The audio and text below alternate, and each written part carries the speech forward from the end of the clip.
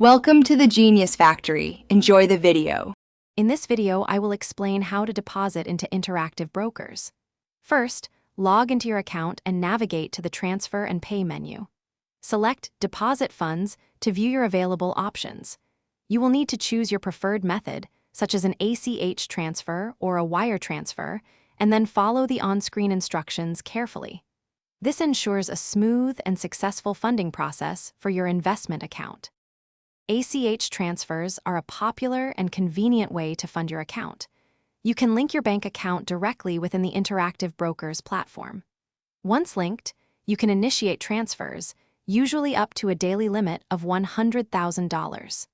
Funds typically arrive within 1 to 3 business days, making this a reliable and often free method for regular deposits.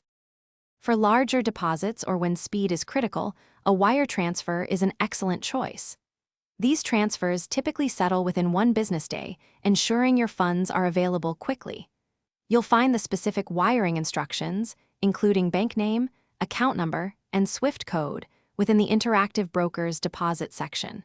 Remember to check with your sending bank for any potential wire transfer fees.